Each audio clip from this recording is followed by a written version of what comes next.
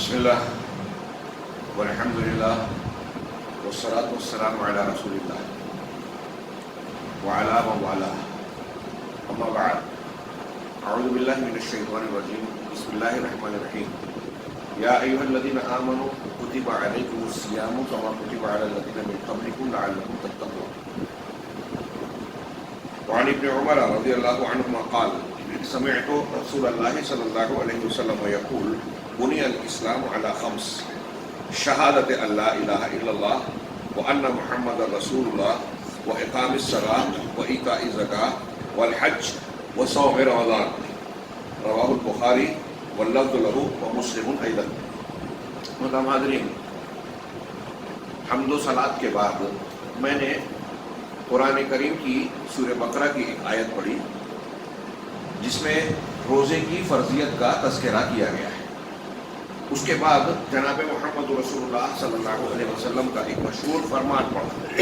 حضرت عبداللہ ابن عمر رضی اللہ تعالیٰ عنہ راوی ہے، وہ کہتے ہیں کہ نبی کریم صلی اللہ علیہ وسلم کا ارشاد ہے بنی الاسلام علی 5، اسلام کی بنیاد 5 چیزوں پر رکھی گئی. یہ ہم اور آپ جانتے ہیں، لا الہ الا اللہ اور محمد رسول اللہ کی گواہی نمبر 1، نماز قائم کرنا، زکوٰۃ دینا دوسرا، اور تیسرا حج بیت اللہ یہ چوتھا، اور آخری اس حدیث میں ذکر کیا گیا ہے بعض روایتوں میں ترتیب میں اس سے حج سے پہلے ہے وصوم رمضان، رمضان کا روزہ. رمضان کا روزہ یہ فرض کیا گیا ہے، اور اس کی فرضیت کا صرف اتنا ہی معاملہ نہیں ہے کہ فرض کہا جائے، بلکہ یہ اسلام کے 5 بنیادی ارکان میں سے ایک ہے کہ اگر یہ رکن نہیں رہا تو اسلام کی عمارت ڈھہ جائے گی. کوئی شخص روزے کا انکار کرے، اس کو فرض نہ مانے، تو وہ مسلمان ہی نہیں رہے گا. رمضان کے روزے فرض ہیں، اور اللہ تبارک و تعالیٰ نے جیسا کہ میں نے آیت پڑھی اس کو صاف صاف بیان کیا، یا ایھا الذین آمنوا کتب علیکم الصیام، اے ایمان والو تم پر روزہ فرض کیا گیا ہے، لکھا گیا ہے مطلب فرض کیا گیا ہے. کما کتب علی الذین من قبلکم، ایسے ہی جیسے تم سے پہلے کے لوگوں پر فرض کیا گیا تھا. اس کا مطلب روزے کی فرضیت ہمارے لیے یا اس امت محمدیہ کے لیے کوئی نئی بات نہیں، یہ پچھلی امتوں میں بھی فرض تھا اور اس امت میں بھی فرض ہے. اللہ تبارک و تعالیٰ نے تمام امتوں اور پیغمبروں کی شریعت میں اسے فرض کیا. یہ اس بات پر بھی دلالت کرتا ہے کہ روزہ کتنی اہمیت کی حامل چیز ہے. یہ ہمارے اور آپ کی ضرورت ہے. اللہ تبارک و تعالیٰ نے شریعت میں وہی احکامات بیان کیے، انہی چیزوں کو کرنے کا حکم دیا اور انہی چیزوں سے منع کیا جو ہمارے اپنے فائدے کے لیے دنیا اور آخرت کی نجات اور سعادت انہی احکامات میں ہے جو اللہ نے دیے. ہمیں سمجھ میں آئے یا نہ آئے، اللہ تبارک و تعالیٰ نے جو بھی احکامات بیان کیے ہیں اس میں سراسر ہمارا فائدہ ہے، انسان کا اور انسانیت کا. تو پچھلی انسانیت اور پچھلی قوموں پر بھی روزے کی فرضیت ہوئی تھی اور اس امت پر بھی ہوئی. کما کتب علی الذین من قبلکم، گویا یہ نئی چیز نہیں ہے. کیوں فرض کیا گیا؟ لعلکم تتقون، تاکہ تم کتب علیکم الصیام کما کتب علی الذین من قبلکم لعلکم تتقون، تاکہ تم متقی بن جاؤ. یہ روزے کی علت جامعہ ہے کہ روزہ کیوں فرض کیا گیا، تاکہ تم بچ جاؤ. کیسے بچ جاؤ؟ تھوڑی سی تشریح 2-3 باتوں کے اشارے کی طرف کر کے میں مکمل کر رہا ہوں. کہ سب سے پہلے یہ دیکھیے کہ روزہ فرض کیا گیا تو روزہ یا صوم یا سیام کسے کہتے ہیں؟ صام یصوم مانے رک جانا.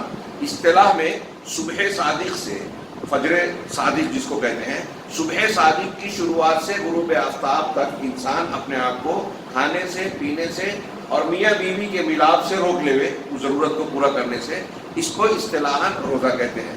اور حقیقی شرعی روزے کے اندر آپ ابھی آگے دروس میں ہم پڑھیں گے کہ صرف اتنی ہی بات کافی نہیں ہے، بلکہ روزے کی تربیت اور عبادت کا تقاضا یہ ہے کہ آدمی دیگر گناہوں سے اور ایسی تمام چیزوں سے گریز اور پرہیز کرے جس سے گناہ کا ارتکاب کہلاتا ہے، اللہ اور رسول کی نافرمانی ہوتی ہے، جیسے جھوٹ بولنا، غیبت کرنا، چغلی کرنا اور کوئی لغویات کی بات کرنا، گالی گلوچ اور لڑائی جھگڑا کرنا. ایسی جتنی بھی چیزیں ہیں وہ سب روزے کے اتقاء صیام کے خلاف ہیں. اور اس میں بعض چیزوں کے بارے میں انتہائی سخت بات، ایک آدمی جھوٹ بول رہا ہے روزہ اصطلاحی تو اس کا ہو جائے گا لیکن روزہ شرعی نہیں ہوگا. اللہ کے رسول صلی اللہ علیہ وسلم فرمائے من لم یذاق قول الزور والعمل به فلیس للہ حاجہ فی ان یدع طعامہ وشرابہ. جو شخص جھوٹ بات کو اور اس کے تقاضے پر عمل کرنے کو نہ چھوڑے، بے ایمانی کو، دغا بازی کو، دھوکے بازی کو نہ چھوڑے، تو اللہ کو کوئی ضرورت نہیں ہے کہ وہ بھوکا پیاسا رہے. تو یہ صوم ہے. میں صوم کی صرف تعریف کرتے ہوئے وضاحت کر رہا تھا کہ صوم رمضان، تو صوم کیا ہے؟ روزہ رکھنا. رمضان پورے مہینے کا نام ہے. صوم رمضان پورے ماہ کا روزہ رکھنا یہ فرض ہے. کیوں؟ اس کی فرضیت کی ایک دلیل کے طور پر اور ایک روایت پیش کر دوں. اللہ کے نبی صلی اللہ علیہ وسلم، حضرت بریدہ کی روایت ہے کہ ہم بیٹھے تھے رسول اللہ صلی اللہ علیہ وسلم کے پاس کہ ایک عورت آپ کی خدمت میں آئی اور اس نے کہا کہ میں نے اپنی والدہ کو ایک لونڈی بطور صدقہ دیا تھا. اپنی امی کو ایک لونڈی دیا تھا. دیکھیے والدین کو بھی اگر اللہ نے نوازا ہے تو یہ حسن سلوک کا حصہ ہے، دیتے تھے. ہاں، چنانچہ انہوں نے کہا وَإِنَّهَا مَاتَتْ، اب اس کی موت ہو گئی. اب گویا وہ لونڈی ہے. تو نبی کریم صلی اللہ علیہ وسلم نے کہا کہ وجب اجرک، تمہارا اجر واجب ہو گیا. ہاں، لیکن یہ تمہاری قسمت ہے کہ جب والدہ کا انتقال ہو گیا تو اجر تو مل گیا تمہارے والدہ کو یہ خدمت کرنے اور تحفہ دینے کا. اب جو لونڈی تم نے دی تھی وہ لونڈی میراث کے طور پر خود تمہارے پاس واپس لوٹ آئے گی. تم نے دے دی تھی، اب والدہ کی ہو گئی تھی، لیکن اب والدہ کی یہ چیز اس کی منہ کی موت کی وجہ سے واپس تمہیں مل جائے گی. قالت یا رسول اللہ، اگلی بات میں پیش کرنا چاہ رہا ہوں. اس نے کہا اللہ کے رسول، یہ مسئلہ پوچھ لینے کے بعد اس نے کہا اے اللہ کے رسول انہ کان علیہا صوم شہر، کہ میری والدہ پر ایک مہینے کا روزہ باقی تھا. افا اصوم عنہا، ابھی آپ پڑھیں گے کہ اگر کوئی بیمار ہے، سفر میں ہے، کوئی عذر شرعی ہے تو روزہ چھوڑ سکتا ہے. بعد کے دنوں میں گنتی ایام معدودات. ہاں، فمن کیا ہے جس سے روزہ چھوٹ جائے دوسرے دنوں میں گنتی پوری کر لے میں فعیدتھا من ایام اخر قرآن نے کہا. تو گویا کسی عذر شرعی کے تحت ان کے پورے مہینے کا روزہ چھوٹا تھا.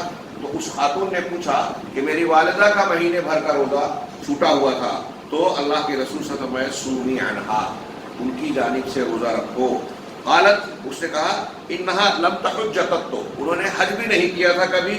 افا احج عنہا، تو کیا میں ان کی جانب سے حج کروں؟ آپ نے فرمایا حجی عنہا، ان کی جانب سے حج کرو. ان کے انتقال کے بعد ان کی طرف سے باقی روزہ رکھنے کا حکم دینا، حج کا حکم دینا، یہ بھی اس بات کی دلیل ہے کہ یہ ایسا فریضہ ہے کہ اگر عذر شرعی کے تحت بھی چھوٹا ہے تو اس کی ادائیگی ضروری ہے. یہ اس کے فرض ہونے کی دلیل ہے. مماتا وعلیہ صیام صام عنہ ولیہ، بخاری کی حدیث ہے. جو مر جائے اور اس پر روزہ باقی تھا، وہ فرض روزہ چھوٹا ہو یا نظر کا، اس میں علماء کا اختلاف ہے، لیکن یہ کہ جو بھی روزہ فرض باقی تھا صام عنہ ولیہ، تو اس کا قریبی رشتہ دار اس کی جانب سے روزہ رکھے گا. یہ روزے کی کتنی تاکید سمجھ میں آ رہی ہے. غور کیجیے کہ اگر نہیں رکھ سکا ہے بندہ تو مرنے کے بعد اس کا قریبی رشتہ دار رکھے گا. یہاں ضمناً ایک مسئلے کی طرف اشارہ کروں کہ شیخ ابن باز اور دوسرے بڑے بڑے علماء نے بیان کیا کہ اگر ایک بندہ نماز ہی نہیں پڑھتا تھا تو اس کا روزہ قضا نہیں کیا جائے گا، کیونکہ جب وہ روزے سے زیادہ اہم فریضے کو ادا نہیں کرتا تھا تو روزے کا کیا اہتمام کرے گا؟ اس نے روزے کو اگر چھوڑا ہے. اس لیے جو نمازی مومن بندہ ہے اور عذر شرعی کے تحت جس کا معاملہ اس طرح ہوا ہے اس کی جانب سے روزہ رکھا جائے گا تو وہ جو ہے اس کو کیا نام ہے اللہ تبارک و تعالیٰ کی طرف سے یہ رخصت اور یہ عطیہ ملے گا کہ اس کا روزہ پورا ہوگا. آگے رمضان، یہ روزے کی فرضیت بتائی. صوم رمضان، رمضان یہ مہینہ، اس مہینے کا تھوڑا سا ذکر کریں. حالانکہ ابھی رمضان اور روزے کے فضائل و مسائل آگے ہم پڑھیں گے. یہاں آج صرف ایک حدیث اللہ کے نبی صلی اللہ علیہ وسلم کا ارشاد ہے بہت مشہور، اذا دخل شہر رمضان فتحت ابواب السماء وغلقت ابواب جہنم وسلسلت الشیاطین، متفق علیہ.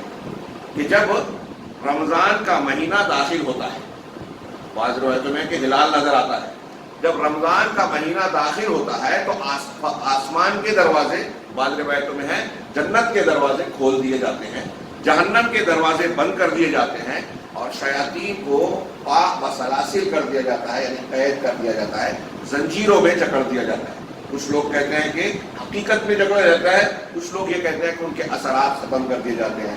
حدیث میں کہا گیا ان کو قید کر دیا جاتا ہے، ہم یہ مانتے ہیں. اور بعض روایتوں میں ہے کہ سفلت مردۃ الشیاطین، کہ جو سرکش شیاطین ہیں ان کو جکڑا جاتا ہے. اس سے معلوم یہ ہوا کہ چھوٹے موٹے شیاطین آزاد ہوتے ہیں. کچھ لوگ سوال کرتے ہیں نا کہ جب شیطان بند ہوتے ہیں تو رمضان میں گناہ کیسے ہوتے ہیں؟ تو چھوٹے موٹے آزاد رہتے ہیں.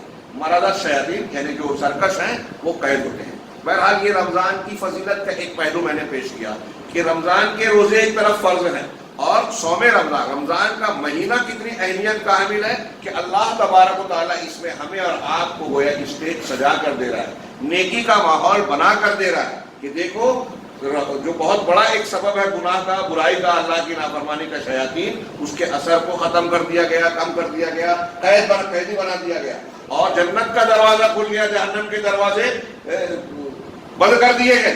یہ گویا ہمارے اور آپ کے لیے ماحول بنایا گیا نیکیوں کا, اللہ تبارک و تعالیٰ کی فرما برداری کا. اور روزے کی حالت میں جب ہم صبح صادق سے غروب آفتاب تک بھوکے پیاسے اللہ واسطے رہتے ہیں تو یہ پوری حالت ہماری, ہم سو رہے ہیں کہ جاگ رہے ہیں, پیشاب پخانے کے لیے جا رہے ہیں, کوئی انسانی حاجت کے لیے جا رہے ہیں, بازار میں جا رہے ہیں, ڈیوٹی پر جا رہے ہیں, سروس کر رہے ہیں, کوئی چیز بیچ رہے ہیں, ہم ان تمام حالتوں میں روزے سے ہیں. تو یہ روزے کی حالت عبادت کی حالت ہے. یہ ایک بندے کو اللہ تبارک و تعالیٰ سے قریب کرنے کی عبادت کی حالت ہے اور یہ پوری حالت انسان کے لیے انتہائی بابرکت ہے. اس کے لیے مستقل احکامات ہیں جو ہمیں اور آپ کو سیکھنے چاہیے. آئندہ دروس میں ہم جانیں گے کہ ان حالتوں میں ہم کو کیا کیا چیزیں ملحوظ رکھنا چاہیے. ایک حدیث مزید پیش کر کے روزے کی لعلکم تتقون والی بات کہ تم بچ جاؤ, اس کا دو معنی لوگوں نے کیا. ایک گناہ سے بچ جاؤ. اللہ کے رسول فرما رہے ہیں, اگلی حدیث میں آئے گا کہ روزہ ڈھال ہے, یہ ڈھال ہے گناہوں سے بچنے کے لیے. اور ایک حدیث میں وضاحت ہے کہ روزہ حصن حصین من النار, جہنم سے بچنے کے لیے مضبوط قلعہ ہے. تو لعلکم تتقون کا معنی اگر ہم کریں کہ تم بچ جاؤ یعنی جہنم کی آگ سے بچ جاؤ. ایک حدیث ہے حضرت ابو امامہ, حضرت ابو سعید خدری کہتے ہیں کہ میں نے رسول اللہ صلی اللہ علیہ وسلم کو فرماتے ہوئے سنا, من صام یوما فی سبیل اللہ بعد اللہ وجہہ عن النار 70 خریفا. بخاری مسلم کی حدیث. اللہ اکبر. صرف ایک روایت روزے کی اہمیت کے لیے میں ایسا سمجھتا ہوں کافی ہے کہ جو اللہ کے لیے اللہ کے راستے میں ایک دن کا روزہ رکھے گا, اس میں رمضان کی بھی بات نہیں ہے, عام روزے کی بات ہے. تو رمضان کے روزے کی فضیلت تو دوسرے نفل روزوں سے اور زیادہ ہے. جو اللہ کے راستے میں ایک روزہ رکھے گا اللہ تعالیٰ اس کے چہرے کو یعنی اس کی ذات کو جہنم سے 70 سال کے فاصلے پر دور کر دے گا. یعنی ایک آدمی 70 سال جتنی مسافت طے کرتا ہے نا, اتنی دوری اس کے اور جہنم کے درمیان اللہ تبارک و تعالیٰ پیدا کر دے گا ایک روزہ رکھنے سے اللہ کے راستے میں. یعنی فی سبیل اللہ کی شرط ہے اللہ کے لیے, اللہ کے راستے میں اخلاص کے ساتھ, جو درس ہم نے صبح دیا. تو لعلکم تتقون کا یہ دو معنی میں نے بتایا کہ جہنم سے بچ جاؤ, گناہ سے بچ جاؤ. تقوی کا جامع معنی یہ ہے کہ شریعت کے پابند بن جاؤ. گویا روزہ انسان کے اندر تزکیہ پیدا کرتا ہے, انسان کی اصلاح کرتا ہے. شیاطین کے منافذ جو راستے ہیں ہمارے بدن میں شیطان کا اثر ہوتا ہے, چلتے پھرتے ہیں, نفس کی خواہشات کو ابھارتا ہے, ان اثرات کو ختم کرتا ہے. یہ انسان کے اندر فرشتگی بھی ہے, شیطنت بھی ہے, نفس امارہ, نفس لوامہ. تو روزے کی حالت میں بندہ اپنی فرشتگی کو مضبوط بناتا ہے, شیطنت کو کمزور کرتا ہے. اور یہی جنگ ہمارے دنیا میں چل رہی ہے, یہی ہمارا امتحان ہے.